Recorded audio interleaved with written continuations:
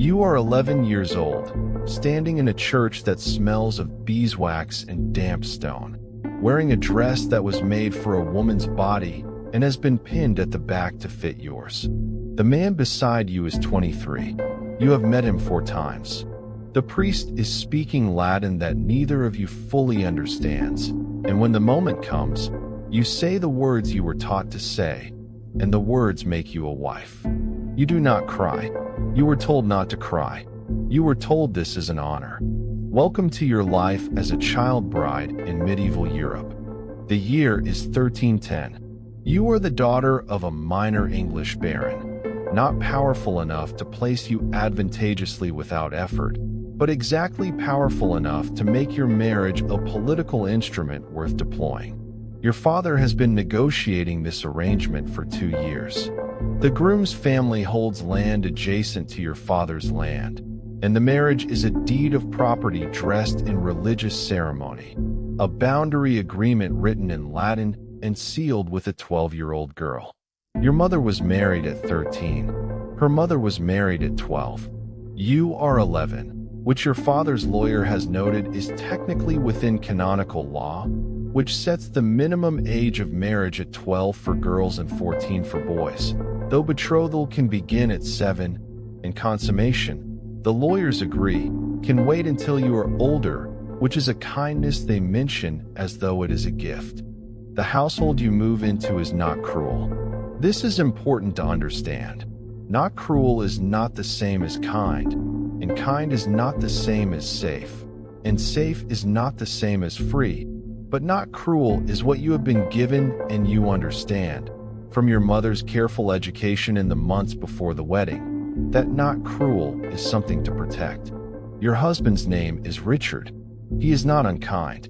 He is largely indifferent, which is its own form of difficulty, because indifference means you must work to understand a person who has not worked to understand you, and the household runs on his preferences, which you are learning the way you learn a foreign language, by immersion, by error, by the particular embarrassment of getting something wrong in front of witnesses. You are responsible for the household before you are 12. This means the management of servants, the planning of meals, the reception of guests, the maintenance of accounts, the supervision of the larder and the linen, and the seasonal preserving and the medical care of the household sick. Your mother spent 11 years preparing you for this. You learned reading, writing, arithmetic, household medicine, estate management, and the particular social fluency required to manage people twice your age while appearing to defer to your husband's authority. The preparation was thorough and the role is real, and you are 11 years old running an estate, because the medieval economy of the household required a manager, and the manager was required to be a wife, and the wife was required to be you. By 13, you understand the shape of the life ahead of you. There will be children. This is assumed, expected, required, and also genuinely dangerous. Childbirth in medieval Europe is the leading cause of death for women between the ages of 15 and 45. Your body is not yet fully formed for it. The physicians, when there are physicians, know this in the way that medieval medicine knows things, which is to say they know it, and they have a category for it, and the category does not change the practice. Girls die in childbirth. Young girls die in childbirth at higher rates. This is known. The marriages continue. You have a companion, a girl your own age named Marjorie, the daughter of a household knight, who was placed in your household as a lady's companion partly as a social courtesy and partly because someone understood, without saying so directly, that an 11-year-old wife might need someone her own age to exist beside. Marjorie knows which berries grow in the kitchen garden and can whistle 3 different bird calls and tells you things about the servants that she has no business knowing and shouldn't know, and you need to know. She is the person who tells you, in the second year, that the cook is stealing from the larder and that the head groom has a wife in the village no one has mentioned, and she tells you these things in the same flat matter-of-fact tone she uses to tell you what birds are singing outside the window. You keep Marjorie beside you for 12 years. She is the only person in the household who speaks to you as though you are a person first and a wife second.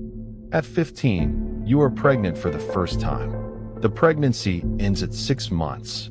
The household treats this as a private sorrow and a practical problem to be managed, and you treat it the same way because that is the vocabulary available to you, and because Marjorie sits with you through the worst of it without speaking, which is the most useful thing anyone does. At 16, a second pregnancy. At 17, your first living child, a boy named for his father, taken to be nursed by a wet nurse within the day. Your access to him a formal and supervised thing rather than the physical constant you had not known to expect, but find yourself missing in a way you have no language for. Richard is not unkind. By the time you are 17 and he is 29, he has developed something that might be called regard for you. Not love in the form you might have imagined it at 11, but the particular respect that develops between people who have managed something difficult together for 6 years. He asks your opinion on estate matters more often than he used to. He has noticed that you are usually right. This is progress of a kind. It is also the entirety of what the system was designed to offer you. The possibility that the man who owns your legal existence might, in time, come to value your judgment. You are 22 when Richard dies of fever. He is 34. You are now a widow, and widowhood in medieval England is complicated but not without power. As a widow, you can control property, make contracts, appear in court, manage the estate in your own name until your son comes of age. The law that erased you at 11 restores you at 22, not because you have earned it, but because the man who held your legal identity is gone, and the law has no other container for you. You did not earn this freedom. You survived into it, the way women survive into things and systems that were not designed to give them anything directly. Your son is 5 when you begin to manage the estate fully in your own name. You are good at it, thorough, efficient, politically careful in the way of someone who has spent a decade learning a system from its inside. The neighboring lords, men who knew you as Richard's 11-year-old wife, now negotiate with you as a political peer, which you find neither surprising nor satisfying, just accurate. You have been doing this work for 11 years, and the only thing that has changed is that the law has caught up to the fact. You do not remarry quickly. Widows of your class are expected to remarry within a year or two, and there is pressure from your father and from the estate's overlords, and from the general assumption that a woman managing property is a temporary condition requiring correction. You resist the pressure with the particular skill of someone who has learned to resist things while appearing to consider them carefully. You take 2 years, then 3. Then the pressure changes character and you assess it the way you assess everything. Coolly, practically, with Marjorie beside you telling you things about the suitors that they have no idea she knows. You were 11 years old in that church. You did not choose the man, the dress, the Latin words, the household, the pregnancies, the grief, the ledgers, the long education in how to manage a life that was not, in any legal sense, yours. What you chose, when choosing was available, you chose well. What you built, in the spaces the system left open, you built carefully. What you kept, your judgment, your friendship with Marjorie, the particular clarity of someone who has understood their situation from the inside for a very long time, you kept intact.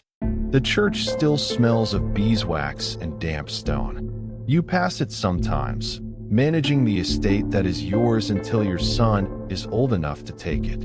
You do not look at it with grief.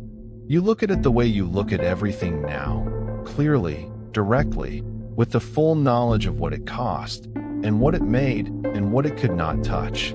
Click the card to watch your life as a Victorian child factory worker next.